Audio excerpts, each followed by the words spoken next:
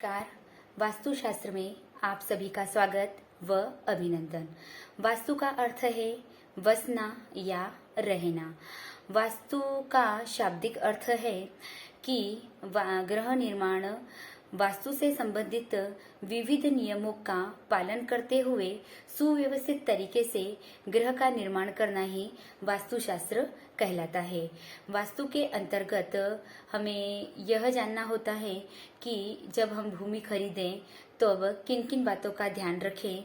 इन सब बातों का विश्लेषण हमारे इस अध्ययन में होगा कि हमें कैसी भूमि खरीदनी चाहिए, हमें कच्छ भूमि खरीदनी चाहिए, गज भूमि खरीदनी चाहिए या दैत्य भूमि खरीदनी चाहिए। इन सभी बातों का विश्लेषण हमारे इस अध्ययन में होगा।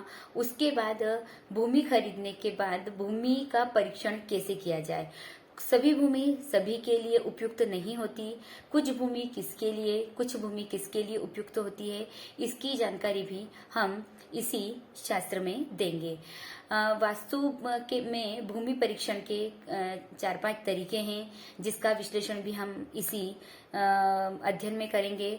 उसके बाद वास्तु की 4 दिशाएं, 4 विदिशाओं की जानकारी भी हम इसी के अंतर्गत करेंगे और इसमें कौन से कोण में क्या बनना चाहिए और कौन से कोण में क्या नहीं बनना चाहिए, इन सब बातों की जानकारी भी वास्तु के अंतर्गत ही होगी। गृह निर्माण करते वक्त मुख्य द्वार किधर होना चाहिए, मुख्य द्वार का मुख किधर होना चाहिए, इसकी जानकारी भी हम इस वास्तुशास्त्र के अंतर्गत ही देंगे। क्योंकि गलत दिशा में मकान बनाना या गलत कोण में मकान बनाना या गलत कोण में जो ना बनना हो वो बना देना, वह सब हमारे जीवन पर को प्रभावित करते हैं और हमारे जीवन में दुख का क्रियान्वयन चलता ही रहता है। इसलिए हमें वास्तु के अनुरूप कैसे मकान बनाएं, इसकी जानकारी हम इस अध्ययन में देंगे। वास्तु में चारों दिशाएं, पूर्व, पश्चिम, उत्तर, दक्षिण, चारों कोण, ईशान, अग्नि, नैऋत्य और वायव्य कोण, इन चारों कोणों में क्या क्या बनाना चाहिए। जैसे ईशान में हमें मंदिर किधर रखना है, अध्ययन कक्ष किधर बनाना है और वाटर टैंक किधर बनाना है, इन सब की जानकारी। और अगर मान लो कोई चीज गलत दिशा में बन गई तो उसका निवारण कैसे होगा, इन सब तरीकों की जानकारी भी हमारे इस वास्तु अध्ययन के अंतर्गत होगी।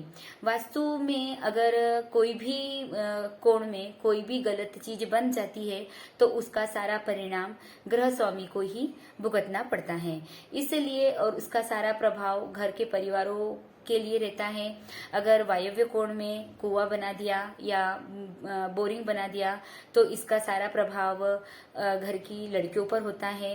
ऐसी लड़कियों को हवा में आने के योग होते हैं।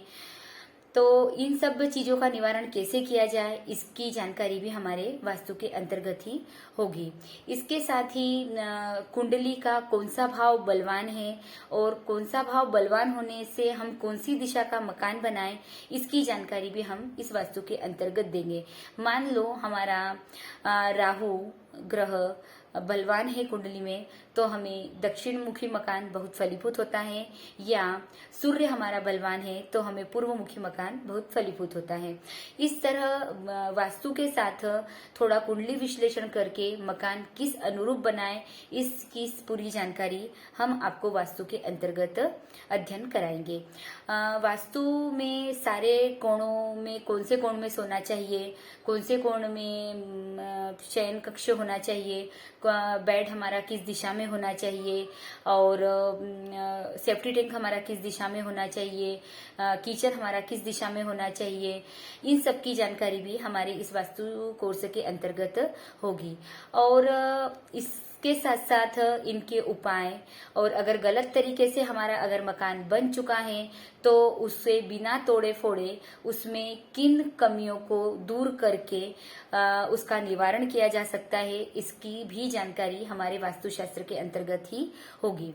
अब मान लो ईशान कोण में कुआं बनाना है और सेफ्टी टैंक बना दिया तो इसका सारा परिणाम गृह स्वामी को भुगतना पड़ता है, या सीढ़ी गलत बना दी तो इसका प्रभाव भी पिता पुत्र के विचार नहीं मिलते, घर में अनबन चलती रहती है। तो इन सब का कैसे निपटारा पाएं, इन सब की जानकारी भी हम हमारे कोर्स में शामिल करेंगे।